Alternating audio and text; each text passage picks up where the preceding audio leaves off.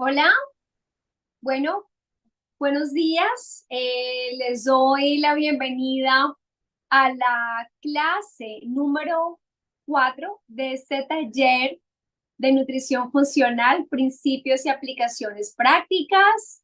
Les recuerdo que la metodología es clase magistral y podrán dejar sus dudas, sus inquietudes en el chat que el doctor Víctor Balaguer, que es el ponente de esta siguiente clase, va a contestar en el marco y desarrollo de esta clase. Entonces, sin más, doy el ingreso al doctor Víctor Balaguer, quien es el director médico de Nutrivita, tiene formación en medicina funcional y manejo de enfermedades crónicas, muchísima experiencia en estos temas, es speaker y, bueno, gran conferencista y encargado de esta clase.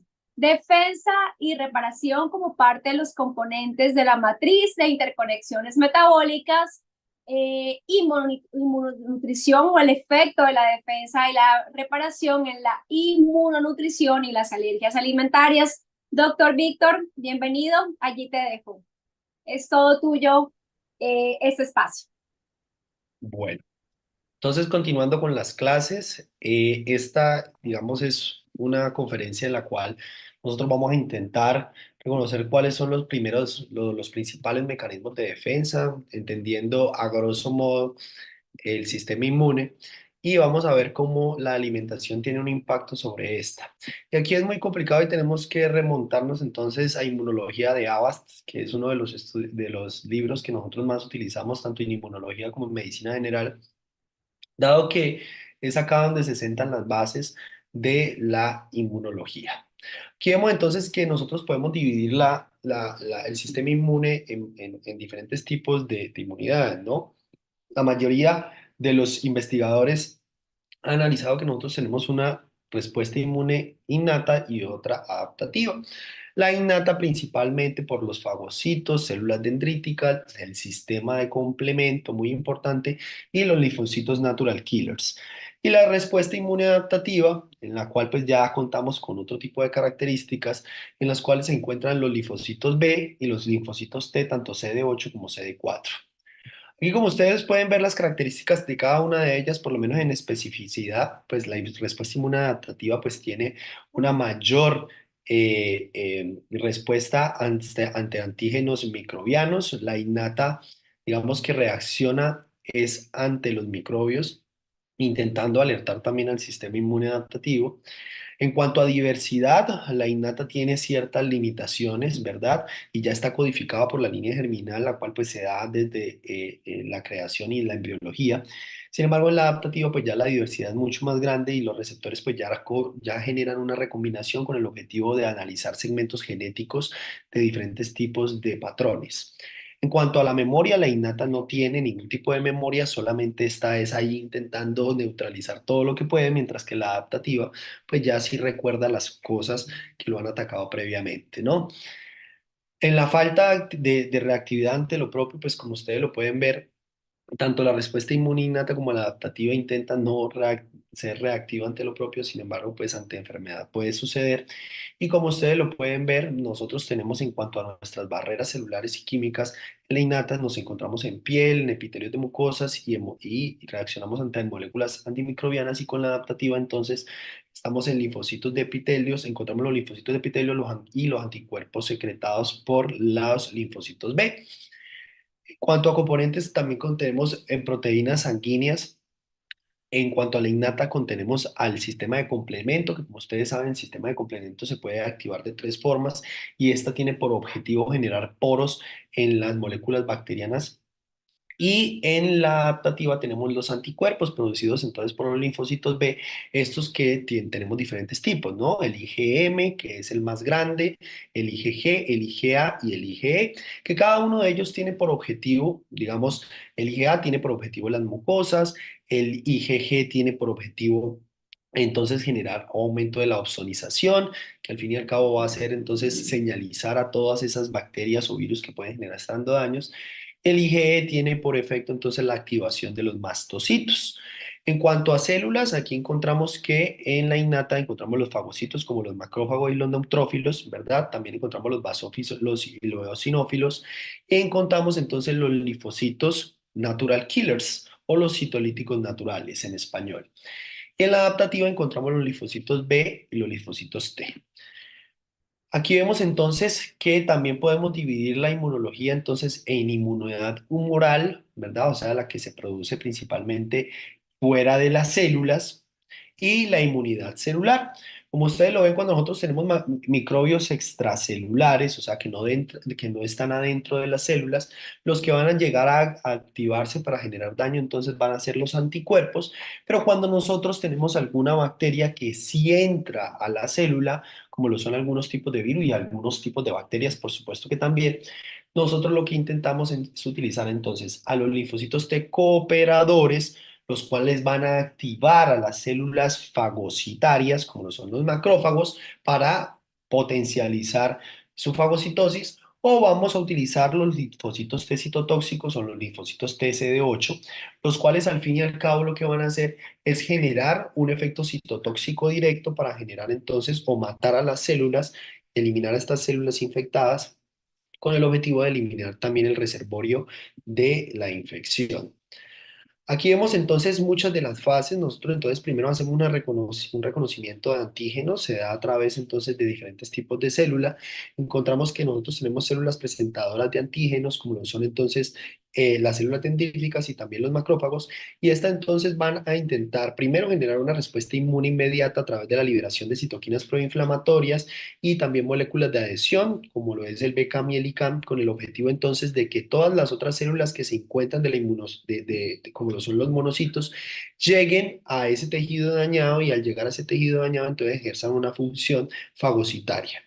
Mientras esto pasa, también entonces hay una migración a los diferentes tipos de órganos secundarios inmunológicos, como lo es entonces los nodos o simplemente los vasos linfáticos, los nodos linfáticos, perdón, donde entonces hay una activación, una presentación de antígenos a los linfocitos, con los cuales entonces los diferentes tipos de linfocitos van a intentar procesar ese tipo de antígenos y observar entonces cuál va a ser la respuesta de defensa que se va a activar de forma inmediata.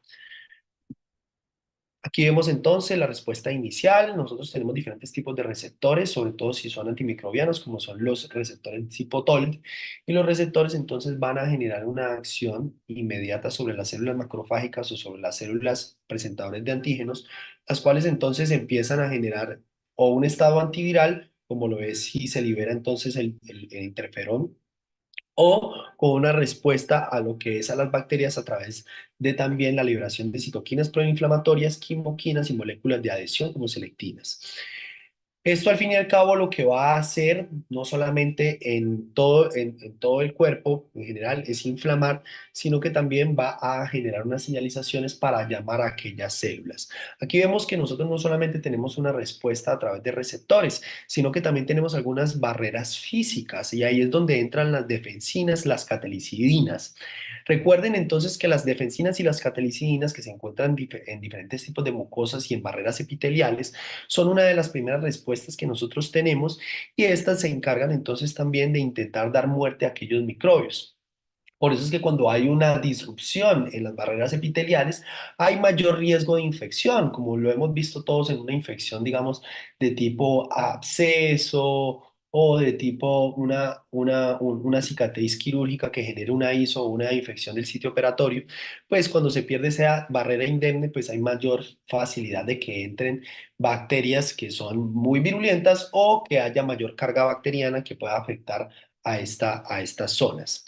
Aparte de eso, no, pues no podemos olvidar que nosotros tenemos una microbiota y esa microbiota también tiene un papel fundamental para el control de todas estas bacterias que pueden llegar a ser virulentas. ¿Cómo lo hace? A través de primero, tolerancia inmunológica de las mismas y segundo, un ataque entre las mismas. Recuerden que dentro de los reinos que existen en el mundo, pues tanto los hongos como las bacterias siempre han estado en pelea constante y por eso pues es muy importante incluso el desarrollo que nosotros hicimos de antibióticos, lo hicimos fue a través de entender la pelea entre los hongos y las bacterias. Ya después de que nosotros tenemos un microbio o tenemos algún receptor encontrado del microbio, Nosotros lo que hacemos es que lo fagocitamos, nosotros a través de los lisosomas y los fagolisosomas, entonces empezamos a generar un daño del mismo, pero no nos quedamos solamente con dañarlo, sino también con extraer pedazos de sí mismo con el objetivo de generar entonces una respuesta antigénica y recordar al mismo microbio. Esto se hace a través de radicales libres y óxido nítrico, con lo cual entonces hay algo muy importante aquí que ustedes tienen que recordar, que la arginina es la que produce el óxido nítrico a través de la óxido nítrico sintetasa y este resultado pues da en la producción de citrulina y la citrulina entonces se puede volver a reciclar como arginina.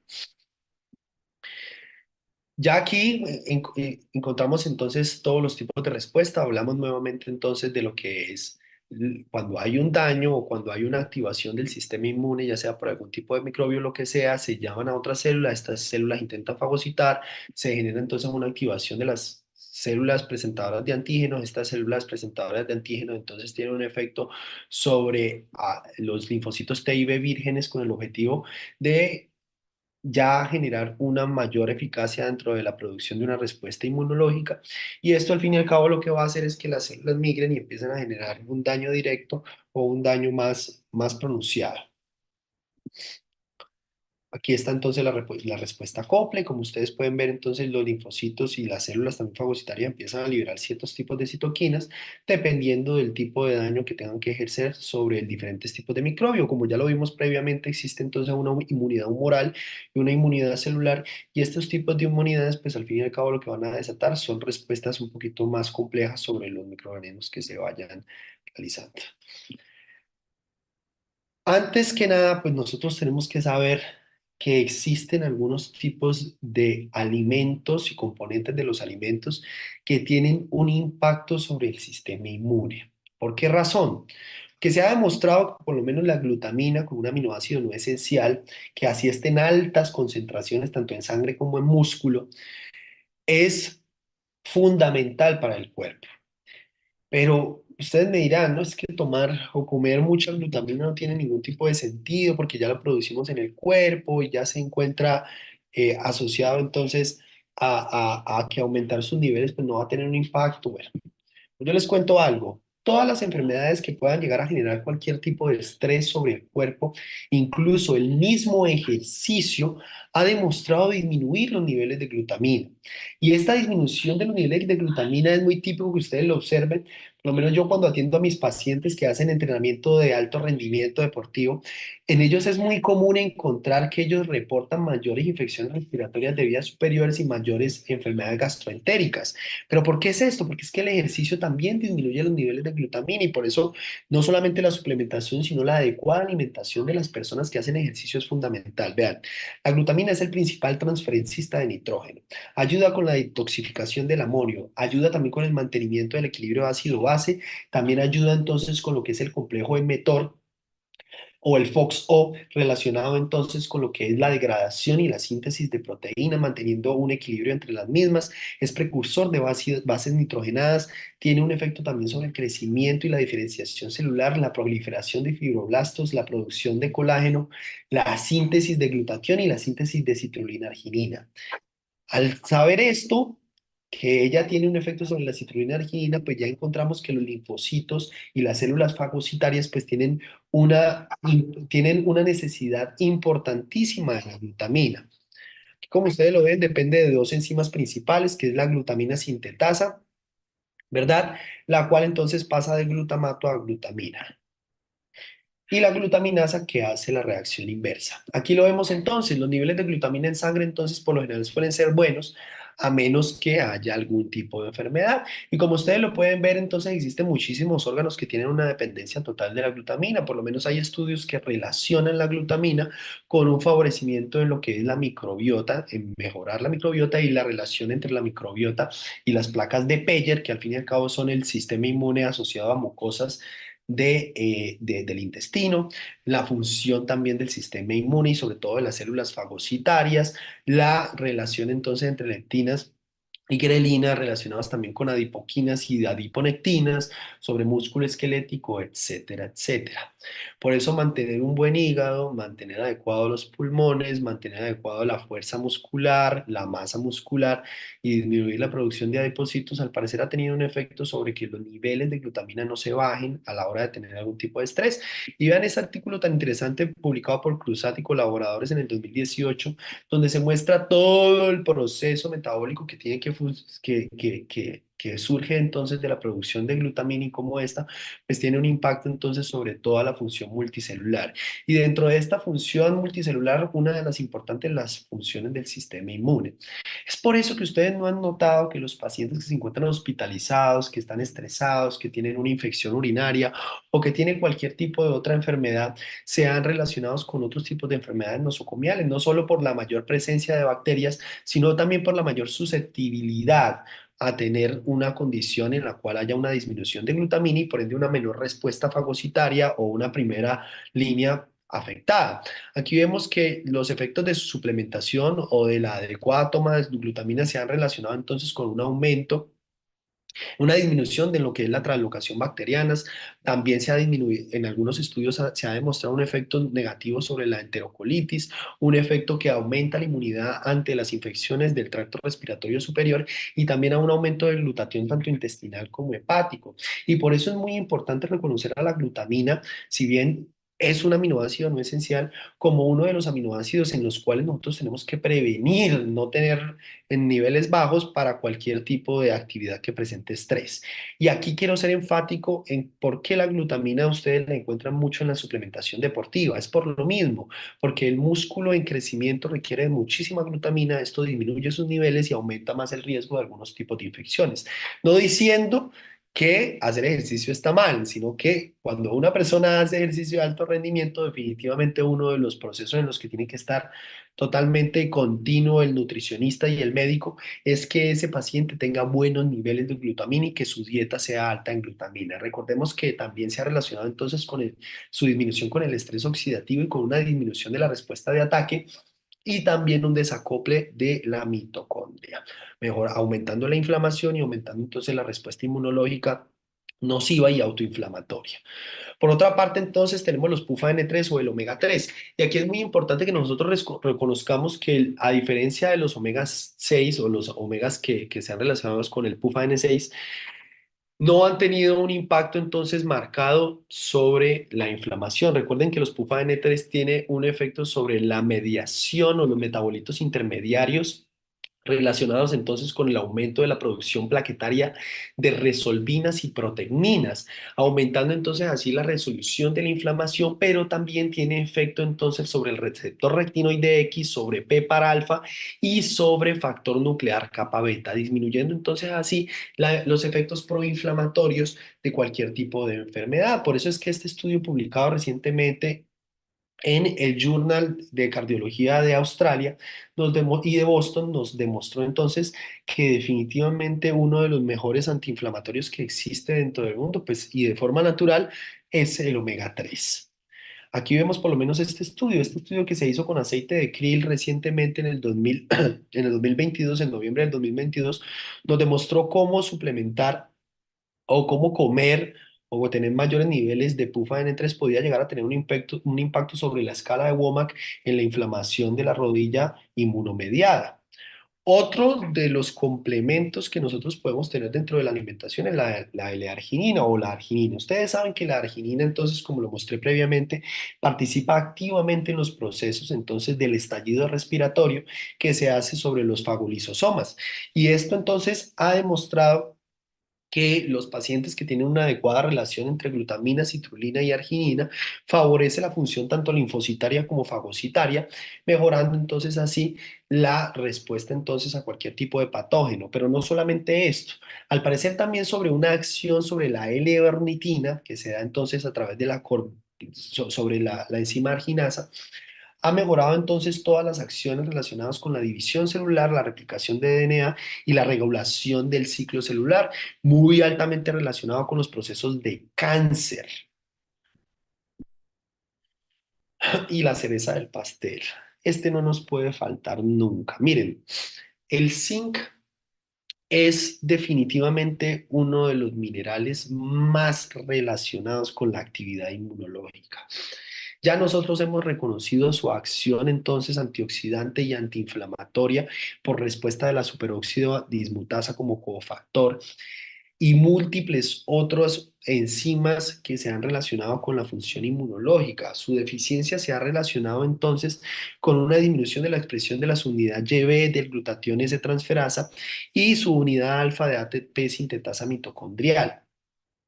Esto, como ustedes lo pueden ver en este estudio, aquí en el European Journal of Medical Research, se demostró que la suplementación o los buenos niveles de zinc en sangre se relacionaban con menos mortalidad en COVID-19.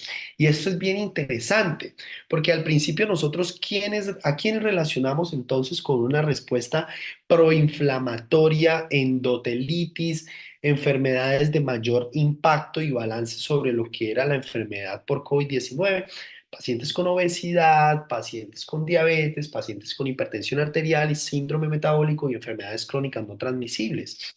Y esto es muy interesante porque es que aquí se nos demuestra que el zinc en todos estos tipos de pacientes con enfermedades crónicas no transmisibles está disminuido.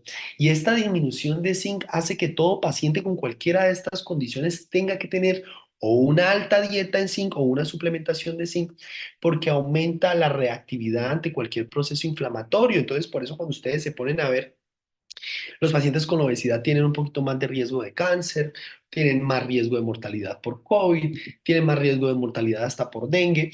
Y esto entonces nos hace mostrar que definitivamente el sistema inmune se inmunomodula, por así decirlo, y valga la redundancia, a través del zinc. Y es el zinc una de las principales formas en las cuales se producen un efecto antioxidante y antiinflamatorio que tiene impacto sobre estas enfermedades. Por otra parte, tenemos el cobre el cual tiene entonces un efecto principal en células fagocitarias como neutrófilos y macrófagos, e incluso hay enfermedades donde ustedes observan que el déficit de cobre se relaciona con neutropenia. Esto al parecer puede llegar a tener un efecto negativo sobre interleuquina 2 y un efecto negativo entonces en su disminución sobre generación o aumento en la activación de factor nuclear kappa beta. Ustedes saben que entonces el déficit de cobre, como disminuye entonces la producción de interleuquina 2, una citoquina antiinflamatoria, pues definitivamente pues, va a generar estados proinflamatorios. Por otra parte, tenemos el magnesio. Si bien el magnesio últimamente solo lo hemos relacionado con lo que es un efecto calcioantagonista y también un efecto sobre prostaglandinas y un efecto sobre las enfermedades ansioso-depresivas como un neuromodulador. Definitivamente el magnesio también tiene ciertos tipos de acciones sobre el sistema inmune, incluso lo hemos relacionado con activación, en su disminución con activación de factor nuclear kappa beta, activación de fosfolipasa 2, inducción de moléculas de adhesión como BCAM, un aumento en las interleuquinas 1 y 6 que son proinflamatorias y un aumento incluso también en la proteína C reactiva y factor de necrosis tumoral alfa siendo la PCR un marcador entonces de inflamación que medimos constantemente en ambientes hospitalarios. No podemos hablar de inflamación, ¿verdad? Sin olvidar a este demonio que tenemos en el cuerpo. Este demonio llamado homocisteína, que lastimosamente se produce a través del metabolismo de la adenosina, ya lo hemos relacionado entonces con múltiples enfermedades. Incluso hay una enfermedad que se llama homocisteinemia que produce infartos agudos de miocardio en pacientes menores de 25 años. Incluso todo paciente menor de 25 años que tenga un infarto agudo de miocardio o tiene dos condiciones, o tiene hipercolesterolemia familiar hereditaria, ¿verdad? O homocigota o tiene homocisteinemia. Y la homocisteinemia simplemente genera un aumento entonces en las vías de inflamación y sobre todo la inflamación endotelial, lo cual definitivamente pues, va a generar un aumento de la endotelitis y por ende un aumento en la formación de trombos, sobre todo a nivel cardíaco. Y aquí como lo vemos, la vitamina B12, la vitamina B6 y la vitamina B9 o ácido fólico se ha relacionado con la conversión de homocisteína en cisteína, que ya de por sí es un precursor antioxidante, y la metionina, la cual también podría llegar a ayudar o a inducir la formación antioxidante. Entonces cambiamos un factor inflamatorio por otro que es antiinflamatorio y antioxidante como la metionina y la cisteína. Por eso es muy importante que nosotros siempre estemos revisando, sobre todo cuando manejamos pacientes veganos, los niveles de vitamina B9, B12 y B6, dado que la vitamina B12, B9 y B6 se relacionan entonces con aumento de la inflamación por un aumento en los niveles de homocisteína, pero el aumento, en la disminución de la vitamina B12, B6 y B9 también se relaciona con anemias, ¿verdad? Cada una de estas se relaciona con un tipo de anemia. Incluso el déficit de vitamina B12 también se relaciona con con la deficiencia combinada subaguda, una enfermedad en la cual entonces se produce una mielitis y en la cual el paciente queda totalmente inválido y no reacciona rápidamente ante la suplementación de la misma. Por eso la importancia entonces de estas vitaminas. Por otra parte tenemos la vitamina A. Vean por lo menos este otro estudio publicado por Stefansen y compañía en el 2021 que demostró cómo la vitamina A podía llegar a disminuir entonces o su deficiencia se había relacionado con un aumento en la morbilidad, mortalidad y una disminución en la recuperación de los pacientes con COVID-19. ¿Por qué razón? Porque al parecer había una disminución en la regulación inmunitaria, una disminución en la reparación del tejido pulmonar dañado, ¿verdad? Y una disminución entonces en la respuesta de IgA y una protección inmunitaria disminuida. Esto al parecer por un aumento entonces en la tormenta de citoquinas, que al fin y al cabo va a ser de factor de necrosis tumoral alfa, interleuquina 1, interleuquina 6, interleuquina 18, y lo que al fin y al cabo iba a generar un cambio y un aumento en la cicatrización del tejido pulmonar. Ustedes saben que el tejido pulmonar no puede tener cicatrices porque estas cicatrices no hacen el intercambio gaseoso. Eso es lo importante entonces de nosotros también tener unas adecuadas concentraciones de la vitamina A, dado que sus niveles antioxidantes pueden llegar a tener un efecto importantísimo en la función inmunitaria.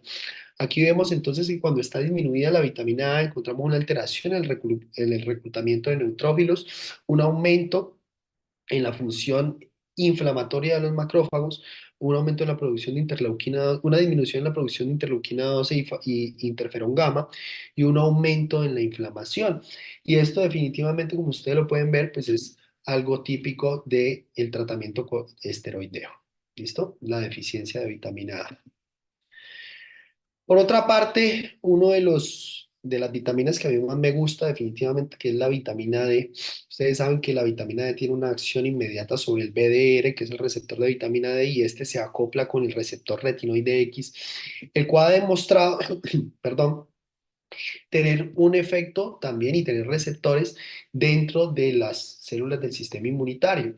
Vean por lo menos las células T naïve o las células T vírgenes, al tener una disminución o un aumento, perdón, de vitamina D, se ha relacionado con un estado inmunorregulador más marcado. ¿Por qué? Ustedes saben que nosotros tenemos diferentes tipos de perfiles de linfocitos, ¿no? Que le llamamos TH1, TH2, TH17 y T regulador.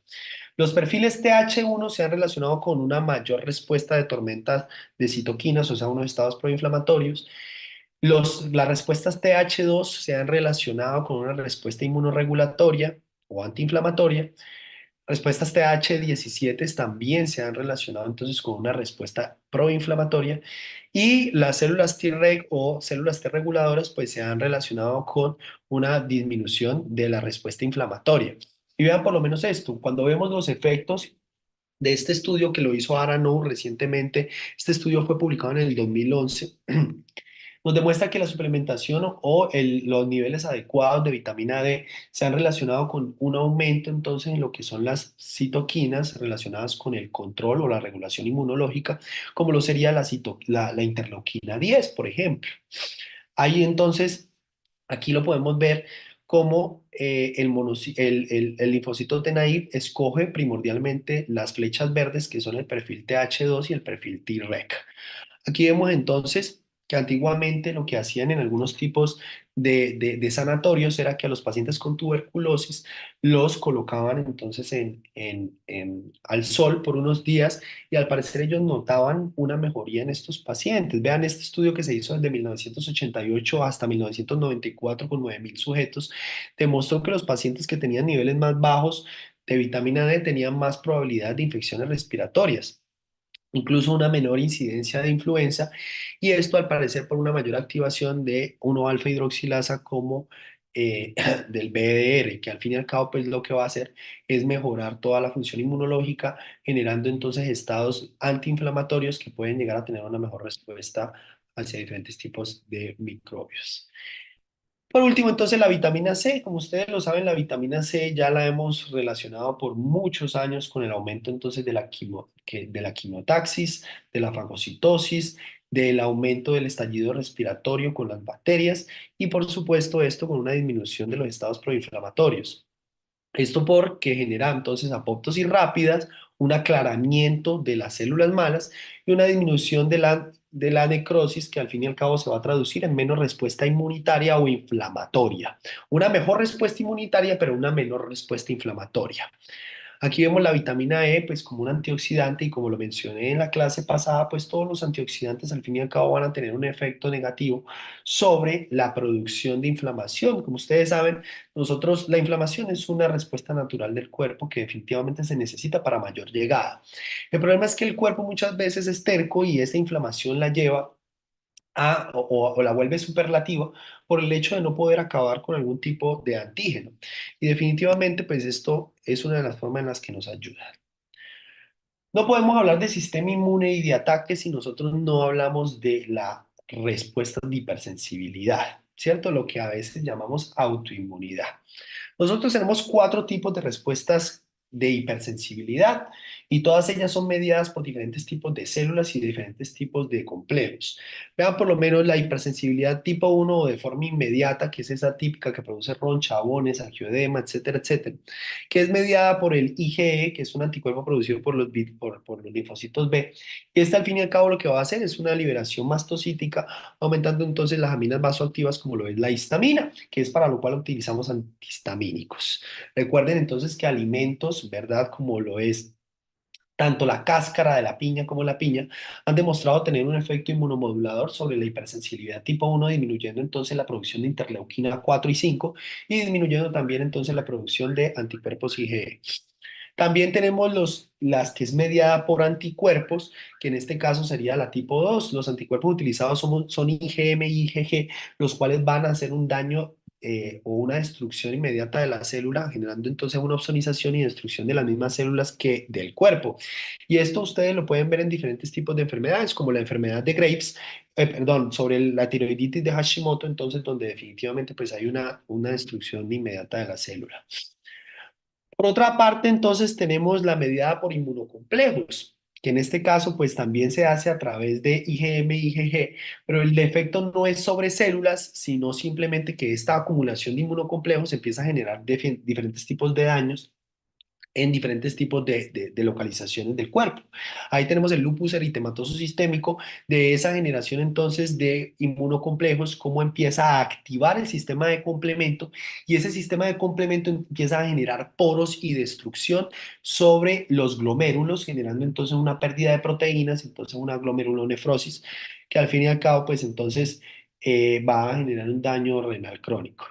Y por último tenemos las mediadas por linfocitos T, que en este caso serían las hipersensibilidades tipo 4, donde entonces se puede dar por TCD8, donde se inflama a través de citoquinas, y TCD4, perdón, y TCD8 mediada simplemente por citotoxicidad referente a este tipo de enfermedad.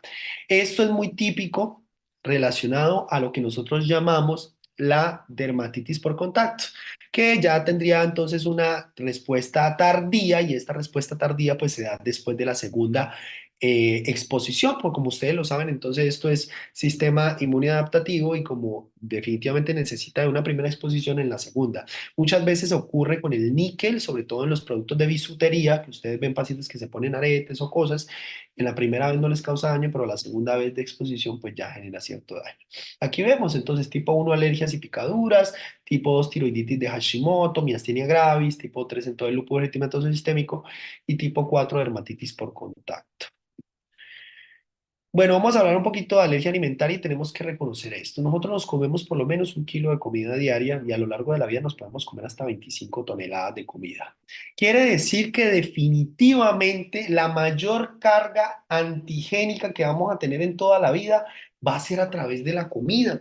Y yo siempre le digo a los estudiantes o a las personas a las cuales les dicto conferencias que si no me creen, entonces vayan y revisen una carne de hamburguesa o una carne de salchicha o cualquier tipo de fruta que se comen o cualquier tipo de alimento y se van a dar cuenta la cantidad de carga bacteriana y no solamente bacteriana, sino también antigénica que puede llegar a tener cualquier tipo de alimento. Entonces aquí lo vemos, nosotros reaccionamos a través de las células que se encuentran en los intestinos, que en este caso sería el tejido linfoide asociado a gut o a intestinos, que se llama GALT en sus siglas en inglés. Y esta entonces va a reaccionar primero con las células de primera línea, con la respuesta inmune innata, y la respuesta inmune innata pues va a intentar tomar un poco menos parte sobre estos antígenos. Los va a presentar a los linfocitos y los linfocitos empiezan entonces a empezar a generar entonces una respuesta inmunológica dependiente a lo que se esté activando. Si es un antígeno, pues que no ejerce una carga virulenta sobre el cuerpo y no produce una respuesta inflamatoria, pues esa tolerancia, como nos pasa con nuestra microbiota. Y si es a través de la activación, entonces, de células inmunitarias y un efecto proinflamatorio y dañino o nocivo para nuestro cuerpo a través de mediados de componentes bacterianos como los lipopolisacáridos, como son sus endotoxinas o sus exotoxinas, al fin y al cabo lo que van a generar es una respuesta entonces primero de la célula plasmática productora de IgA, que al fin y al cabo lo que va a hacer es intentar neutralizar estos antígenos, y por supuesto una respuesta proinflamatoria. En este orden de ideas, pues ya conocemos que es muy fácil estar expuesto a una alergia alimentaria, ya sea por hipersensibilidad o simplemente por una intolerancia. Pero si hablamos del sistema inmune y la hipersensibilidad, nosotros nos encontramos entonces que esa sobreexposición a diferentes tipos de antígenos, pues en algún momento puede llegar a causar una lesión sobre los mismos.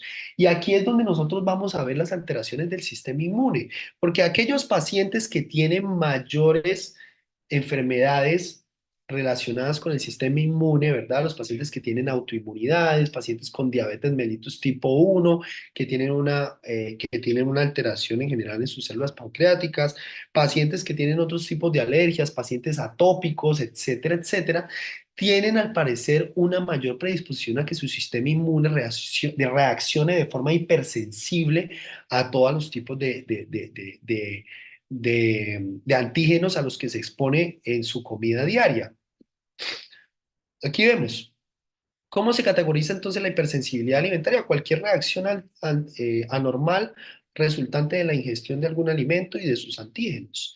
Intolerancia alimentaria, deficiencias metabólicas, puede llegar a ser una deficiencia metabólica como la deficiencia de la lactasa, que lastimosamente pues hace que no sea inmunológica, pero que sí genera algunos síntomas no relacionados con inflamación, sino simplemente con paso de líquidos de un área del cuerpo a otra.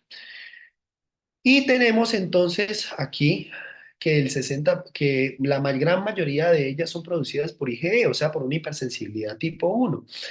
También existen entonces algunas que son respuestas tóxicas y también se pueden dividir en respuestas tóxicas o respuestas adversas metabólicas, siendo las respuestas tóxicas las que se pueden presentar a través de diferentes componentes de alimentos como la histamina en los peces, tiramina en quesos y octopamina en algunas frutas cítricas, o respuestas adversas metabólicas que ocurren por lo menos en enfermedades o errores innatos del metabolismo, donde definitivamente la producción o los daños en algún tipo de enzima van a generar entonces acumulación de algunos citotóxicos que pueden llegar a generar daños en la galactosemia, por lo menos una enfermedad tan grave que puede llegar a generarse no solamente por el hecho de tomar leche materna o tomar cualquier tipo de lácteos, sino también incluso algunos componentes de leguminosas como lo es la lenteja. Aquí vemos entonces que definitivamente existen muchísimos tipos de daños en los cuales la alimentación nos puede matar más que nutrir, y por ende pues la importancia de que nosotros entendamos todos estos procesos, intentamos siempre relacionarlos con la condición general del cuerpo y la condición general del sistema inmune. Es normal encontrar que las personas que tienen, digamos, algunos tipos de enfermedades como lo es la marcha atópica, o que tienen conjuntivitis atópica, dermatitis atópica, asma y rinitis atópica. Entonces, estos pacientes pues definitivamente pues tienen más riesgo de generar cualquier tipo de intolerancia alimentaria, principalmente hasta un 60% de la intolerancia o la hipersensibilidad a la leche. ¿Cuál es un componente de la alimentación típico que genera alergias. Aquí vemos que las proteínas, sobre todo las de peso molecular de 10 a 70 kilodaltons, las glucoproteínas hidrosolubles, las que son estables en bajo pH, las que son resistentes, y por lo general lo que nosotros encontramos es que la mayoría de estas son, son resistentes a la degradación del procesamiento y la cocción y pues que son también resistentes a proteasas del sistema digestivo.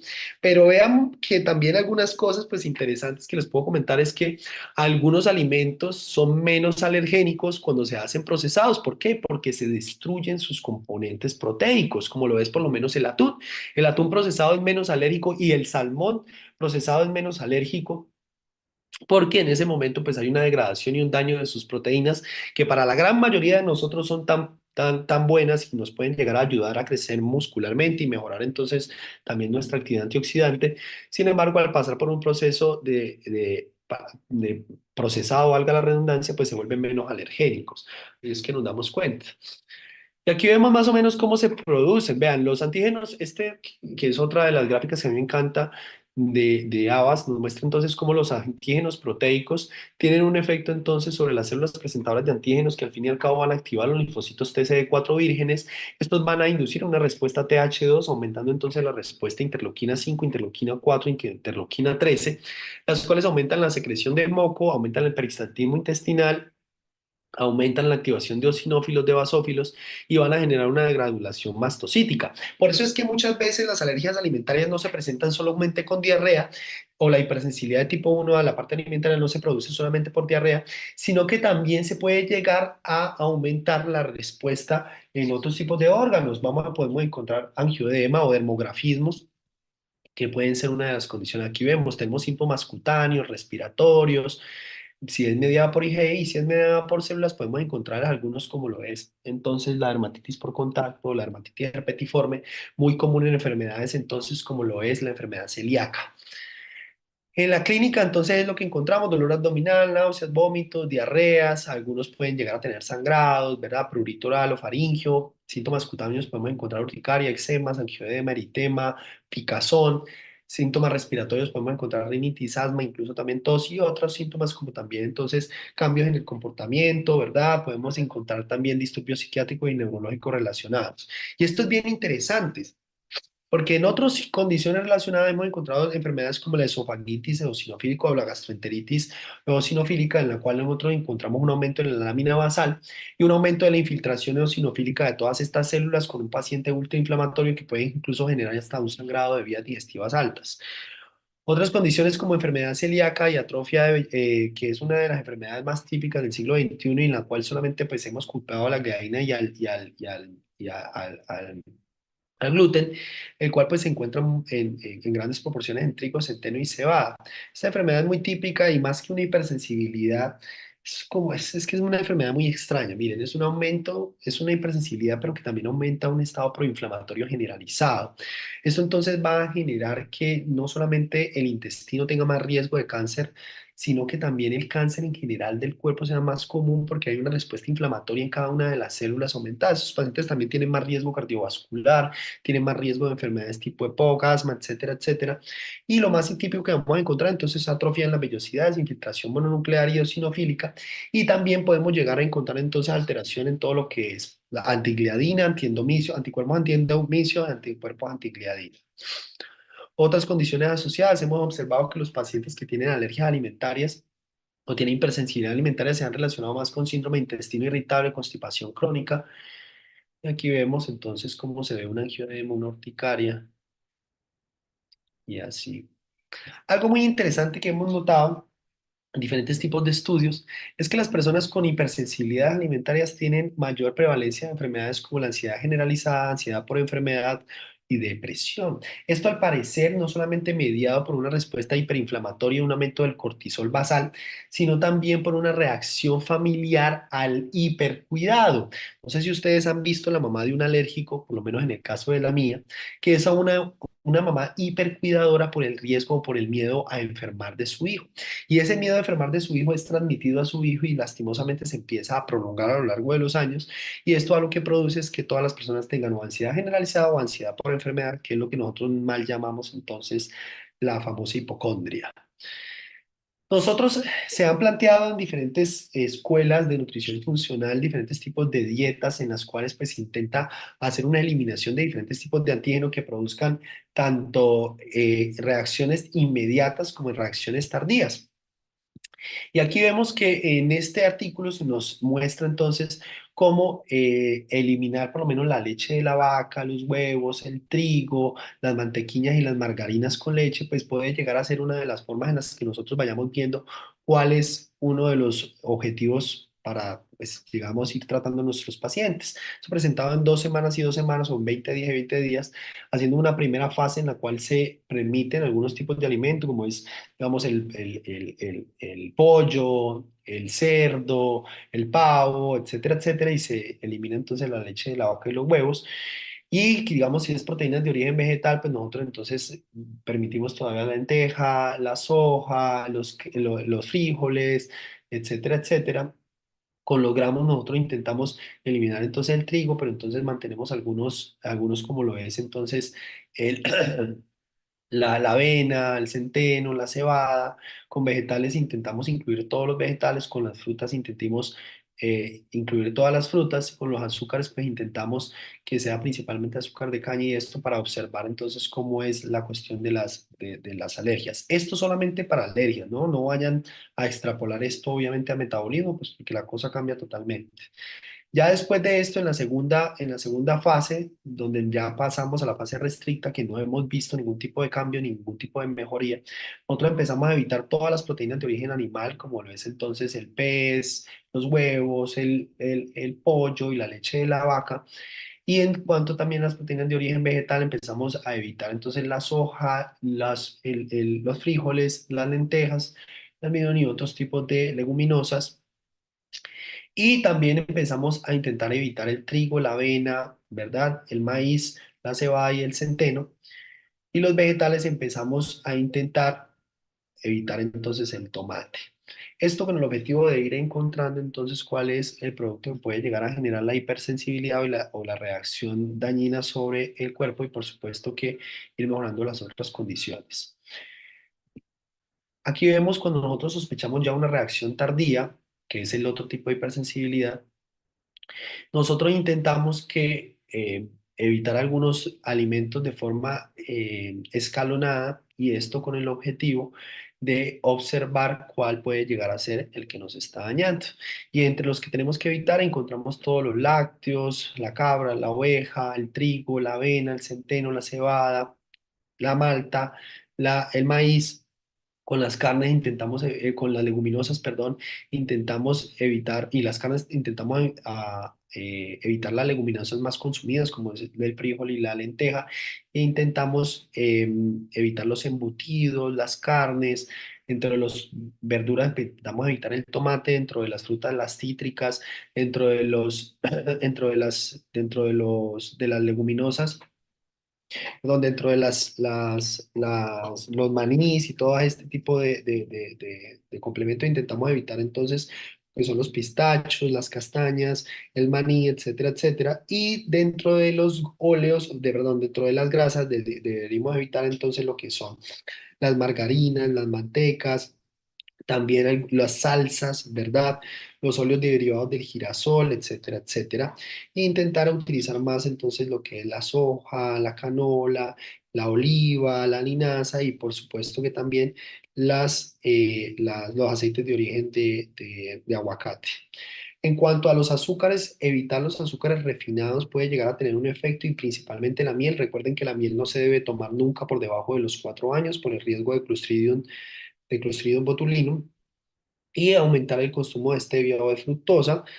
Y dentro de las bebidas tenemos que evitar las bebidas cafeinadas como lo es el café, el té verde o el té negro, el té mate, el té de la India, el alcohol, los refrigerantes y el cacao, y aumentar el consumo entonces de frutas, de agua y de otros tipos de tés que no sean estos tés mencionados. Y vean, yo les hablo desde mi experiencia como una persona atópica, porque yo tengo dermatitis atópica, conjuntivitis atópica, asma, rinitis. Definitivamente cuando uno hace la dieta en un paciente atópico de sospecha de reacción tardía, vean que definitivamente uno sí nota la diferencia y cuando uno se va a ver en los pacientes que tienen mayor tipo de crisis, que esto lastimosamente no está considerado en en la guía de GINA ni en la guía ARIA, tanto para asma como para rinitis alérgica. Nosotros sí nos hemos dado cuenta y existen numerosos estudios que han demostrado que esta dieta restrictiva esta restrictiva de las reacciones tardías tienen un impacto bien importante sobre los pacientes atópicos. Y vean en general, por lo menos este estudio publicado en el 2022 que demostraba las dietas antialérgicas, la cual se componía principalmente de frutas, vegetales, cereales, legumbres, PUFA N3, flavonoides, vitamina A, D, E, minerales como el zinc y hierro, tenían una mayor acción sobre lo que eran los mediadores antiinflamatorios o los fenotipos antiinflamatorios tanto del macrófago, la célula célula dendrítica, las células beta, los linfocitos B y los linfocitos T, al parecer aumentando entonces los perfiles de Treg y TH17. Esto al parecer también inmunomodulando la degranulación de histamina, prostaglandina D2, etcétera, etcétera. Por eso entonces ustedes ven que las dietas altas en chocolatinas, las dietas altas en diferentes tipos de alimentos ultraprocesados, altas en colesterol, en ácidos grasos de cadena media, en PUFA N6 o en simplemente omega 6, etcétera, etcétera, han aumentado considerablemente todos los mediadores inflamatorios que van a aumentar el riesgo de una tanto alergia alimentaria como de efectos extraintestinales de las alergias alimentarias. Y aquí vemos por lo menos estos ejemplos que son, ya se hacen de forma gráfica. Los PUFA N6 aumentan entonces la degranulación mastocítica siendo proinflamatorias y los PUFA N3 o los omegas 3 tienen por todo lo contrario una respuesta entonces antiinflamatoria intentando mejorar la respuesta de protección contra alergias. Vean por lo menos la fibra tanto soluble como no soluble, sobre todo la soluble, ha tenido un efecto sobre el butirato, propionato y acetato, el cual entonces va a tener un efecto inmediato sobre señales intracelulares que aumentan la interleuquina 10 y por ende el factor, los perfiles T reguladores. Y vean esto, nunca pueden olvidar entonces a David Strachan, un excelente investigador que demostró la teoría de la higiene, donde se demuestra que los pacientes que han sido expuestos a alérgenos desde niños, pues definitivamente tienen mejores respuestas, unas respuestas antiinflamatorias mucho más importantes sobre lo que es la respuesta alérgica. Bueno, muchas gracias por todo. Recuerden que mi nombre es Víctor Balaguer y les recomiendo continuar en nuestra formación de, de medicina de nutrición funcional. Muchísimas gracias, querido doctor Víctor, por tu intervención increíble, maravillosa. Vamos a mirar, no sé si te han escrito al interno, por allá tienes preguntas, inquietudes para resolver. Em, Todavía no tengo porque, pregunta. Ah, ah, sí, bueno, ok. tengo una pregunta. En relación a la vitamina D y su importancia para generar una mejor respuesta inmune, ¿qué opinión tiene el uso sobre bloqueadores solares y qué recomendación nos puede brindar? Miren, esto es una pelea grande entre el médico funcional, el endocrinólogo y el dermatólogo. ¿Por qué razón? Porque nosotros sabemos que definitivamente el sol puede llegar a tener una acción sobre el aumento de los radicales libres de oxígeno a nivel de la piel y un aumento al fin y al cabo también del riesgo de cáncer de piel, etcétera, etcétera. Pero también es cierto de que la vitamina D tiene un efecto sobre la expresión del 2% de todo el genoma humano. Quiere decir que la vitamina D es fundamental para cada uno de los procesos que se dan. Por eso es que nosotros no la llamamos una vitamina ya, sino la llamamos como una hormona, que también tiene una regulación hormonal. Parece más bien un producto de la endocrinología más que de más que de las mismas vitaminas. Miren, la vitamina D depende de un 90% del sol, ¿verdad? Productos como el salmón, algunos tipos de peces de agua fría también tienen altos contenidos de vitamina D. Sin embargo, su función es tan importante que nosotros tenemos que poner todo en una balanza e intentar hacer un equilibrio entre las dos. La principal enfermedad en la que nosotros utilizamos protectores solares son las mismas enfermedades de la piel. Y existe un estudio montado por el acta dermatosifiliográfica que nos demostró que la vitamina D también es fundamental para los estados antiinflamatorios de enfermedades como el acné, la psoriasis, el lupus eritematoso sistémico e incluso también el vitiligo. Entonces, Hay en algunas ocasiones en las que hay que utilizar protector solar, pero por lo menos tener una dieta alta en vitamina D. Por lo menos. Y tener exposiciones mínimas, exposiciones en zonas del cuerpo donde de pronto no sean tan visibles como la espalda, de pronto no la cara, con el objetivo de aumentar la producción de vitamina D. Pero ¿qué es lo importante que también le tenemos que decir a nuestros pacientes? Que cuando se exponen la espalda, ¿verdad? A la vitamina D o al sol o a la producción de vitamina D, tienen que saber que los cánceres de piel que más matan a las personas son los cánceres de piel de espalda, porque son los que menos vemos. Si nos sale un cáncer en la cara, lo primero que vamos a ver es tenemos algo acá y vamos a ir al dermatólogo. Entonces, educar al paciente para que se exponga en la espalda al sol en horarios en los que la producción de rayo ultravioleta no sea tan dañina, que son principalmente de las 8 a las 10 de la mañana y de las 4 hasta las 6, pero solamente 15 a 20 minutos, que sean microexposiciones y que sea con mayor área corporal total. Quiere decir que si ustedes se encuentran en un área como, no sé, un balcón o si tienen algo así, desnudarse lo más posible sin ser exhibicionistas e intentar que el área corporal total mayor que se exponga al sol sea alta y que sea periodos de 5 a 10 minutos para que no sea mucho. Hacerlo una vez en la mañana y uno en la tarde para que la exposición no sea sumatoria, no genere una quemadura de primer grado y estar tomando o tener una dieta alta en carotenoides, sobre todo carotenoides de familia Santofilia. ¿Listo?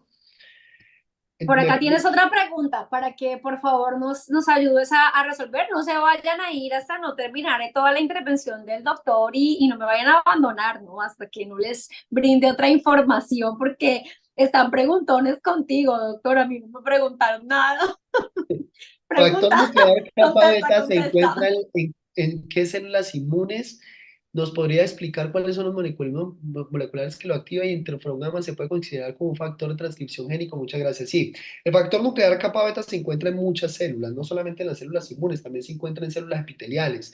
Y este es una vía de señalización intranuclear que activa múltiples mecanismos, tanto en las células proinflamatorios principalmente, que al fin y al cabo van a generar entonces una acción o una activación más bien de los factores promotores que van a incentivar a las células a producir mayores respuestas proinflamatorias dentro del núcleo. Al fin y al cabo así es como lo hace.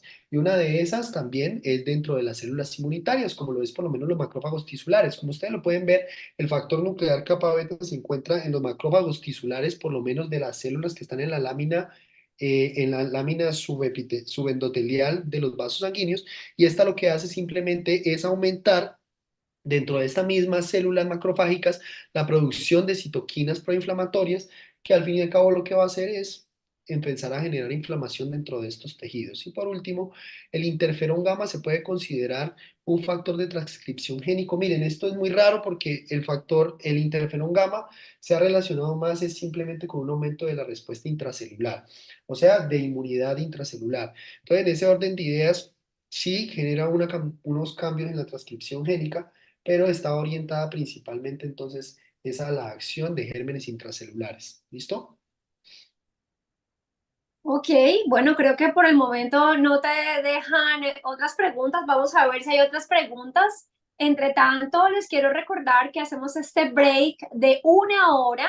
Vamos a regresar a las 1 de la tarde, dado a que tenemos partido de la Selección Colombia. Nos escribieron muchísimo que por favor corriéramos la agenda, entonces pues acá hacemos caso a lo que nos piden. Bueno, Me voy a excusar a las personas que están conectadas, que en un principio tuvieron dificultades para el acceso o las dificultades que nosotros tuvimos para iniciar la plataforma. Tratamos de solucionar lo mejor que pudimos y lo más pronto que pudimos. Sin embargo, esas transmisiones en vivo son bastante exigentes, suceden cosas de manera sorpresiva, pero lo chévere también es que vamos a editar finalmente las clases quedan grabadas y ustedes van a poder luego acceder a cada clase libres de todas esas situaciones, esos pequeños impases que sucedieron, eh, para que por favor lo tengan presente.